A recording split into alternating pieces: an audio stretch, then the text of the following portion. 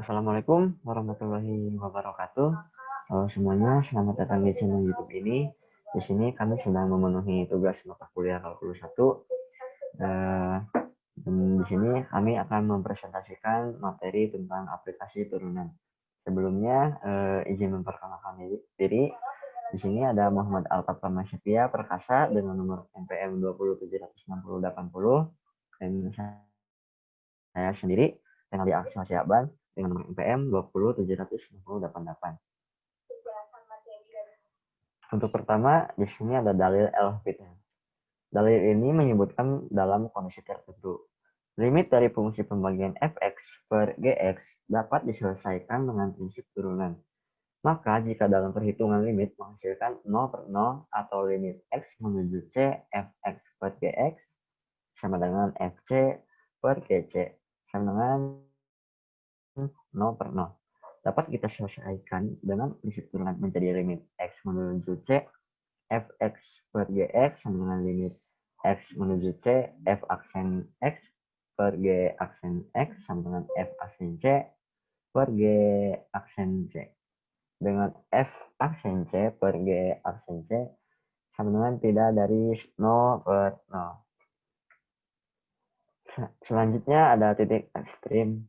Nilai minimum dan maksimum suatu fungsi pada salang tertentu disebut sebagai nilai ekstrim. Misalkan f domain pada selang I yang memuat C. Fc merupakan nilai minimum f pada I jika Fc kurang dari sama dengan Fx untuk semua x dalam I.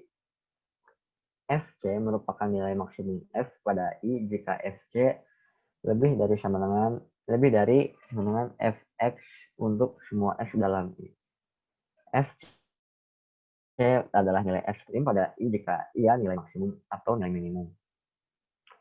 Lalu tidak semua fungsi bisa mencapai nilai maksimum dan nilai minimum. Tapi f harus kontinu dan himpunan I harus berupa selang tertutup berdasar teorema berikut. Yang teori pertama, teori eksistensi maksimal dan minimal. Jika f kontinu pada selang tertutup AB, maka f mencapai nilai maksimum dan minimum. Titik kunci dari teori maksimum dan minimum terdiri dari 3 jenis titik, yaitu titik ujung, titik stasioner, dan titik singular.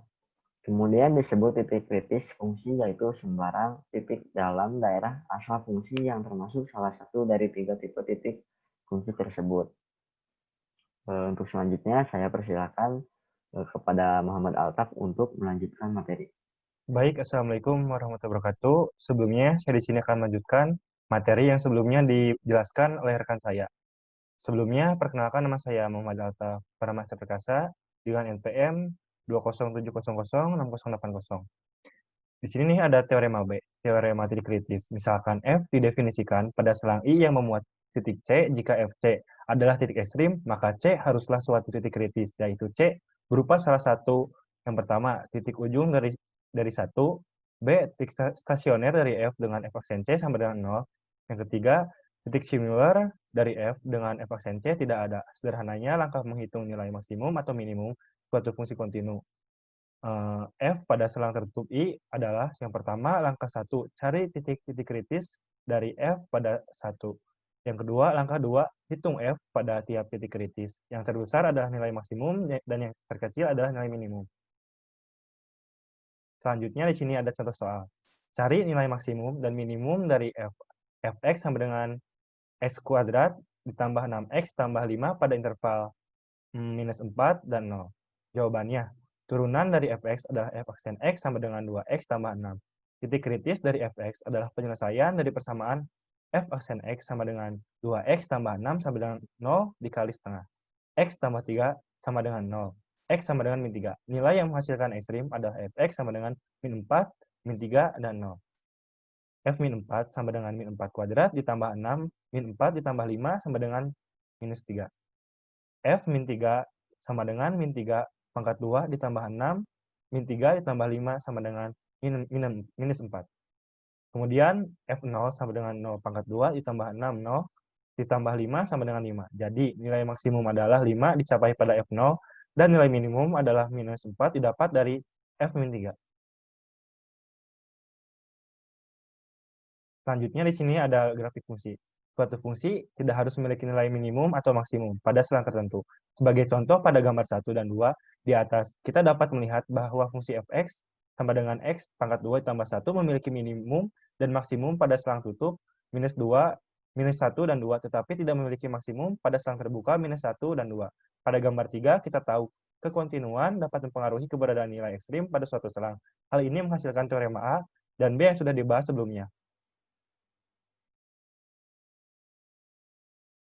Nah, di sini ada contoh soal lagi. Suatu benda bergerak sepanjang garis datar dengan persamaan ST sama dengan T pangkat 3 dikurangi 3T pangkat 2 ditambah 5. Tentukan yang pertama, kecepatan dan percepatan dalam T. Yang kedua, kecepatan dan percepatan saat T sama dengan 3 detik. Yang ketiga, kapankah benda tersebut berhenti atau diam? Penyelesaiannya, yang pertama, yang A menentukan kecepatan dan percepatan. Fungsi ST sama dengan T pangkat 3 dikurangi 3T pangkat 2 tambah 5. Kecepatan Vt sama dengan S aksen T sama dengan 3T pangkat 2 minus 6T. Percepatan A, AT sama dengan S aksen T sama dengan 6T dikurangi 6. Yang kedua, kecepatan dan percepatan saat T sama dengan 3. Kecepatan V, Vt sama dengan 3T pangkat 2 minus 6T menjadi V3 sama dengan 3 dikali 32 dikurangi 6 dikali 3 sama dengan 9. Sehingga kecepatannya adalah 9 meter per detik.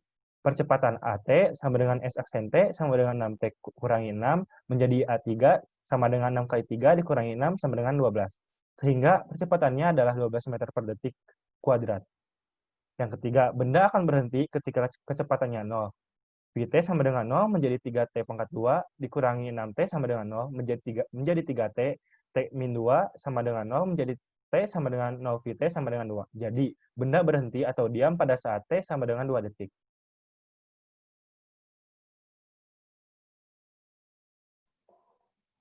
Mungkin sekian dari kelompok kami. Mohon maaf bila ada banyak kekurangan dan kesalahan, karena di sini kami masih dalam tahap pembelajaran. Wassalamualaikum warahmatullahi wabarakatuh.